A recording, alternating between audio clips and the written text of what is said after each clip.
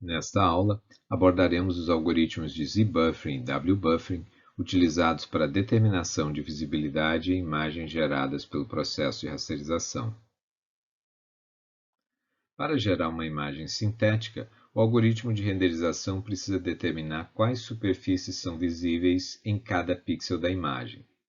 Para materiais opacos, objetos mais próximos da câmera ocluem objetos mais distantes. Nesta imagem, por exemplo, os encostos das cadeiras mais próximas escondem parcialmente a mesa e alguns pratos. A mesa, por sua vez, esconde parcialmente o armário, o fogão e algumas cadeiras. Para obter um resultado correto, precisamos de algoritmos para determinar a visibilidade dos objetos de uma cena a partir de qualquer ponto de vista. Vários algoritmos foram propostos ao longo dos anos para a determinação de superfícies visíveis. Estes podem ser classificados de acordo com o espaço nos quais operam. Algoritmos baseados no espaço-objeto ordenam as primitivas das mais distantes para as mais próximas da câmera e as renderizam, então, nesta ordem. Exemplos de tais algoritmos incluem o algoritmo de lista de prioridades, também conhecido como algoritmo do pintor, e BSP, ou Binary Space Partition. Já na classe de algoritmos baseados no espaço de imagem, temos aqueles que definem a visibilidade de cada um dos pixels independentemente. Estes incluem o algoritmo de Visible Surface Ray Tracing e os algoritmos de Depth Buffering, que são utilizados nos pipelines de rasterização e que consistem da classe de algoritmos que estaremos tratando nesta aula. Algoritmos baseados em Depth Buffering utilizam um mapa de profundidade que mantém para cada pixel o valor associado à superfície mais próxima à câmera. Tais valores são obtidos por meio do processo de interpolação durante a etapa de rasterização, quando o mapa também é atualizado. Tais algoritmos incluem o algoritmo de Z-Buffering e o algoritmo de W-Buffering. Estes utilizam um buffer de cor e um buffer de profundidade. No caso de cor, são atualizados os fragmentos que passam no teste de profundidade e nele se formará a imagem final. O buffer de profundidade, por sua vez, é um buffer auxiliar utilizado para a determinação da visibilidade final da cena. Antes da geração de cada quadro, os dois buffers são inicializados: o buffer de cor, com uma cor de fundo, e o buffer de profundidade, com o maior valor representável. Durante o processo de rasterização, considere a situação de um pixel em particular. Como o valor de Z para esse fragmento em questão é menor que o valor armazenado inicialmente no buffer de profundidade, este valor de Z será salvo, então, na posição correspondente no Z-Buffer ou no Depth Buffer, caso tratemos aí de um W-Buffer, ao passo que o valor da cor do fragmento é atualizado na posição correspondente no buffer de cor. Ao rasterizarmos um novo triângulo, o valor de profundidade associado a este fragmento é comparado ao conteúdo, então, do Depth Buffer naquela mesma posição. Neste caso, por estar mais próximo que a câmera, o fragmento associado ao polígono verde, então, terá primeiro o valor do Depth Buffer atualizado e, em seguida, então, o valor do Color Buffer também atualizado. Já ao rasterizarmos um terceiro triângulo, nesse caso um triângulo vermelho, notem que, ao fazermos o teste do Depth Buffer, verificamos que a profundidade associada ao fragmento correspondente ao triângulo vermelho, a primitiva vermelha, será maior que o valor armazenado no Depth Buffer, portanto, este não será atualizado, falhando assim o teste, e, consequentemente, o valor do Color Buffer não é atualizado para aquele fragmento. Este procedimento, então, resume como funcionam os algoritmos baseados em Depth Buffering, sejam eles Z-Buffering ou W-Buffering. A expressão para o valor de Z associado a um vértex V após projeção e divisão perspectiva é dada, então, pela expressão abaixo. aqui então o valor resultante. Notem que temos a matriz de projeção, multiplicando um vértice expresso no sistema de coordenadas da câmera, e assim teremos então o produto deste termo vezes o z da câmera, né, o z expresso no sistema de coordenadas da câmera, mais esse termo multiplicado por 1, tudo isso dividido então por menos z no sistema de coordenadas da câmera. Notem, portanto, que esta expressão, este termo, que também multiplica o z no sistema de coordenadas da câmera, será dividido por menos z no sistema de coordenadas da câmera, portanto, será eliminado, assim como o sinal negativo também será cancelado, restando para este termo apenas f mais n dividido por f menos n, e para esse segundo termo, então, nós teremos também o sinal negativo cancelado então, pelo sinal negativo do denominador, restando então 1 sobre z no sistema de coordenadas da câmera vezes esta expressão. Então, voltaremos em breve a explorar o valor dessa expressão, considerando então a resolução do nosso buffer de profundidade, ou nosso z-buffer. Notem ainda que os valores de z expressos agora no sistema de coordenadas da tela, ainda não no dispositivo da tela, então esses valores correspondem ou encontram-se no intervalo de menos 1 a 1 para os elementos que estão no volume visível. Durante o processo de rasterização, o uso de interpolação perspectivamente correta dos valores de z provê maior precisão aos elementos próximos à câmera. E isso é desejável porque os polígonos próximos à câmera cobrem um maior número de pixels. Além disso, erros de visibilidade localizados próximos à câmera serão mais facilmente notados. Isso se contrapõe, por exemplo, ao uso de uma interpolação linear dos valores de z ao longo de todo o volume, né, gerando então uma distribuição da precisão de maneira uniforme. Naturalmente, conforme já mencionado, é preferível então reservar uma maior precisão para os elementos próximos da câmera, porque as chances de ocorrer, então, artefatos, erros na definição da visibilidade se torna menor. Para pequenos valores de Zn ou Znear, nós temos então que os valores de Z obtidos pela expressão mostrada há pouco, eles se concentram em torno de 1, introduzindo artefatos de visibilidade ao longo de todo o volume de visualização. Tais artefatos de visibilidade são comumente chamados de Z-Fighting em função de resultarem em situações nas quais um determinado polígono num frame aparece à frente de outro ou outros e eventualmente no frame subsequente a ordem acaba sendo alterada justamente pela falta de resolução do z-buffer, a falta de precisão na representação dos valores de z correspondente. Se não vejamos, dada a expressão que deduzimos há pouco, o limite quando a distância do near plane tende a zero faz com que essa expressão convirja para 1.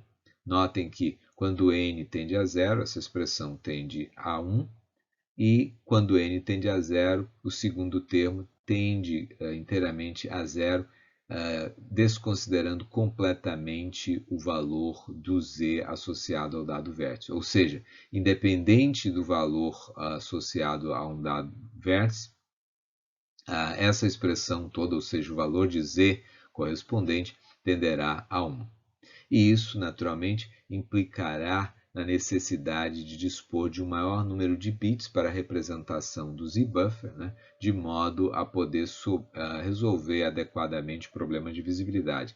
Notem, entretanto, que mesmo apesar do maior número de bits, ainda teremos eventualmente dificuldades de representar ou de distinguir, então, a ordem entre elementos suficientemente próximos. Isso é, portanto, uma situação indesejável. Nós não devemos representar, quando trabalharmos com Z-buffer, termos valores de zenia próximos de zero. Temos aqui, então, uma comparação, utilizando o OpenGL, da renderização utilizando diferentes valores para zenia e ZFAR. Por exemplo, um zenia de 0.1 e um ZFAR de 4000, nós temos então aqui, observamos um problema de resolução do Z-buffer. Notem que a cauda da vaca acabou sendo então renderizada de maneira incorreta, porque parte então do traseiro da vaca acabou tendo o valor de Z considerado mais próximo da câmera do que a cauda. Se nós alterarmos o valor de zenia de 0.1 para 0.5, ou seja, 0,4 unidades, notem que mantivemos o valor de zenia, melhor dizendo, de ZFAR em 4000, esse valor é resolvido. Notem, nós afastamos o ZN do valor zero da origem, né? Então, aumentando esse valor, nós resolvemos o problema. Notem que nós, se mantivermos, por exemplo, o valor de zenia pequeno e agora reduzirmos 1.500 unidades no ZFAR, nada melhora com relação, por exemplo, ao caso aqui inicial. Entretanto, ainda com esse valor de 1.500 unidades menor, se aumentarmos o zenia de 0,4 unidades, percebemos então que o problema é resolvido. Logo, concluímos a importância de evitar um valor de zenia muito próximo então de zero. Então, quanto maior pudermos fazer o valor de zenia sem naturalmente comprometer os elementos que devem estar presentes no volume de visualização, melhor a resolução do Z-buffer. Notem que os valores de Z obtidos então após a multiplicação pela matriz de projeção e divisão perspectiva, eles se encontravam no intervalo de -1 a 1. Nós vamos então, para termos uma representação no Z-buffer, nós vamos primeiro normalizar aquele intervalo de -1 a 1 para o intervalo de 0 a 1. Isso é feito então multiplicando os valores por 0,5, ou seja, neste caso, o que antes variava de -1 a 1 passará a variar de -0,5 até meio, e somando-se a isto 0,5, o valor, então, a faixa, passa a variar de 0 até 1. E isso é feito, então, para nos permitir uma representação de Z-buffer dos valores de Z, utilizando valores inteiros.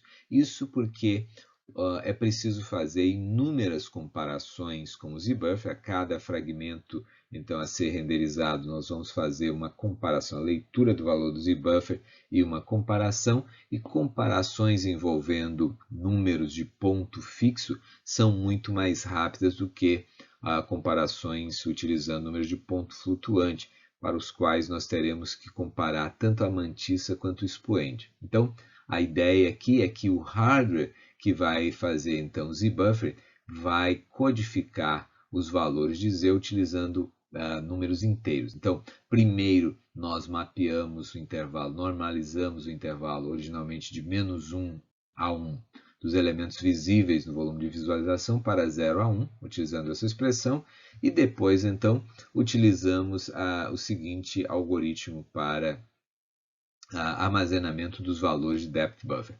Notem que depth as a float aqui representa um valor entre 0 e 1, esse valor normalizado, e aí se nós estivermos utilizando uma precisão do depth buffer usando 16 bits, ou seja, inteiros de 16 bits, nós estaremos multiplicando o valor entre 0 e 1 pelo maior número representável ali com 16 bits. E esse será o valor a ser armazenado nesse depth buffer, nesse Z-buffer de 16 bits. Caso a precisão seja de 24 bits, multiplicaremos o valor de modo análogo, então, pelo maior valor inteiro representável com 24 bits e o mesmo para o caso de 32 bits. Essa observação vale tanto para o caso de Z-buffers como também para o caso de W-buffer, que trataremos em breve.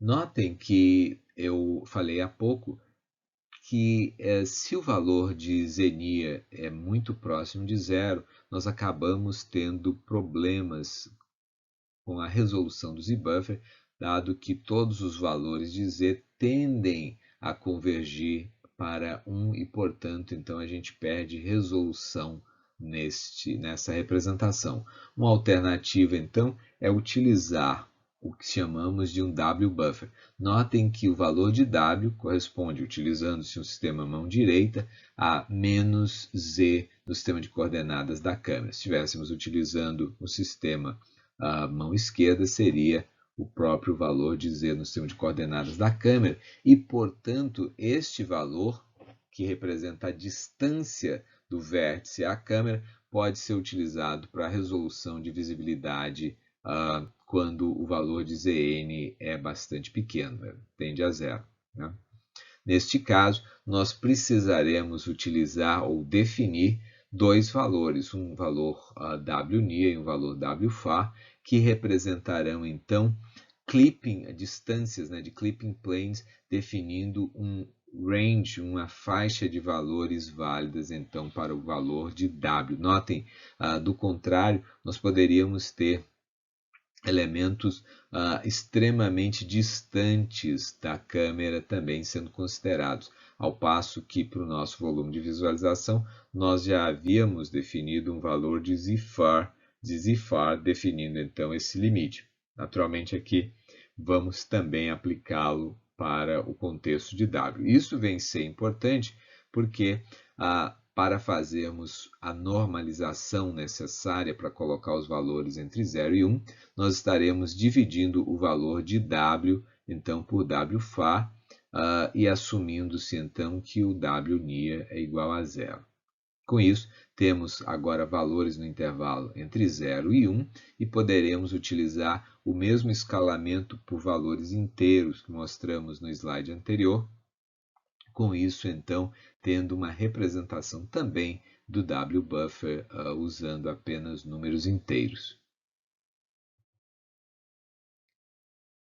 Bem, os valores de W eles são independentes dos valores de Xenia. Né? Como vimos, W depende apenas das coordenadas ou da coordenada Z do vértice no sistema expresso no sistema de coordenadas da câmera. Isso faz, portanto, com que W-buffer seja uma boa escolha, seja a melhor escolha quando o valor do Xenia é muito pequeno, quando ele tende a zero. Né? Imaginem, por exemplo, uma aplicação como uma aplicação de realidade virtual, onde o indivíduo, utilizando, digamos, Head-Mounted Display, tem um avatar que caminha, caminha, explora o ambiente e, eventualmente, esse indivíduo decide, por exemplo, olhar para o chão e gostaria, naturalmente, de perceber o corpo do avatar, enxergar seus pés, suas pernas. Para isso, seria necessária a utilização de um valor de Xenia muito pequeno. Neste caso, o uso de um W-buffer é a escolha adequada. Z-buffer, por sua vez, é uma escolha mais adequada, e é na prática o algoritmo mais utilizado, mas deve ser utilizado em situações em que o valor de Zn não é muito próximo de zero. Né? Em resumo, nessa aula abordamos os algoritmos de Z-buffering e W-buffering utilizados para a determinação de visibilidade em imagens geradas pelo processo de rasterização. Discutimos suas vantagens e desvantagens, além de uma forma eficiente de representação desses buffers em hardware.